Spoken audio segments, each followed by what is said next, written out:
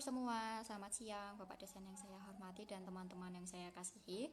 Perkenalkan, nama saya Anastasia Devi Prasnaparamita Putri Bahana dengan NIM C13 2023 Pada kesempatan hari ini, saya akan menyampaikan narasi dengan tema kasih Kristus. Kalian tahu nggak sih kasih Kristus itu apa? Ayo, kasih Kristus itu apa? Pasti banyak yang belum tahu ya. Kasih Kristus itu merupakan dasar utama dalam kehidupan orang percaya. Jadi, uh, pasti orang Kristen itu harus punya dasar utama mengasihi, mengampuni, dan saling tolong menolong. Kasih yang diajarkan Tuhan Yesus itu bukan ditujukan kepada keluarga atau sahabat, melainkan juga kepada setiap orang tanpa membedakan suku, agama, ras, maupun status sosial. Melalui kasih ini kita tuh banyak belajar guys untuk saling menghargai, mengampuni, dan saling tolong menolong yang tadi aku bilang itu.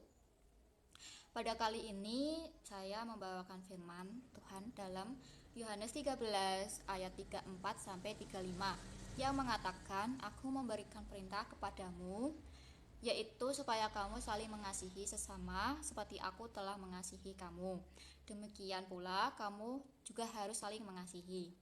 Dengan demikian semua orang akan tahu bahwa kamu itu murid-murid aku, yaitu jikalau kamu saling mengasihi."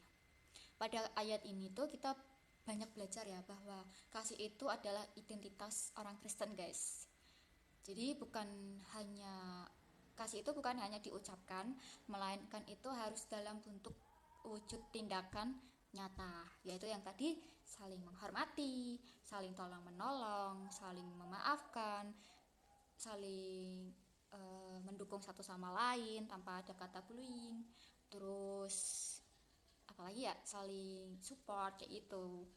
Nah, selain itu dalam 1 Korintus 13 ayat 13 tertulis bahwa yang paling besar di antara iman ada juga pengharapan dan kasih adalah kasih. Artinya itu kasih memiliki peran yang sangat penting dalam kehidupan manusia guys. Jadi enggak hanya orang Kristen tapi orang yang beda agama juga harus memiliki kasih. Ketika kita memiliki kasih, kita akan lebih mudah mengampuni kesalahan orang lain, tidak mudah membenci, terus selalu berusaha itu membawa damai dan tentram guys.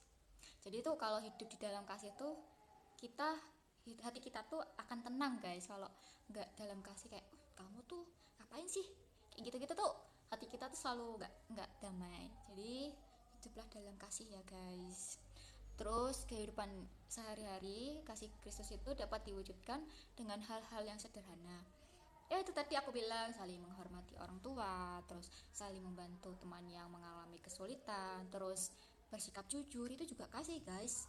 Terus tidak melakukan perundungan kayak bully, terus serta menghargai perbedaan kayak perbedaan agama, suku, ras, dan status sosial.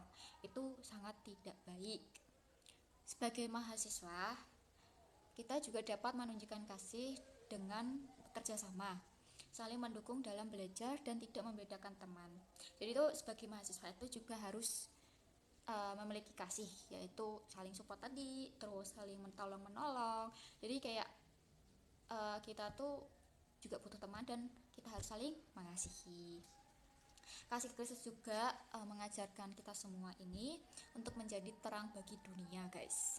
Di tengah banyaknya konflik dan perpecahan, kita tuh dipanggil untuk membawa damai serta tentram. Ketika kita saling mengasihi sesama, kita tuh sedang menunjukkan bahwa firman Tuhan dalam kehidupan kita tuh benar-benar membuat kita tuh aman. Terus hati kita juga damai. Oke, sekian itu dulu. Sebagai penutup, saya percaya itu bahwa kasih Kristus mampu mengubahkan hati manusia untuk menjadi lebih baik lagi. Oleh karena itu, marilah kita saling terus mengasihi, saling memaafkan, saling tolong menolong, saling menghormati. Terus marilah kita belajar saling mengasihi Tuhan juga guys, dan saling sesama melalui perkataan maupun perbuatan. Kalau perkataan kita jelek ya pasti orang menganggap kita, oh orang ini kayak gini gitu. Jadi kita harus mulai dari perkataan baru perbuatan ya. Kalau attitude, kalau perkataannya jelek pasti attitude-nya juga jelek. Terus sehingga membuat kehidupan kita tuh menjadi berkat bagi banyak orang. Demikian narasi yang saya sampaikan. Terima kasih atas perhatian Bapak dosen dan teman-teman. Jika ada kesalahan kata mohon dimaafkan. Tuhan Yesus memberkati semua. Bye bye.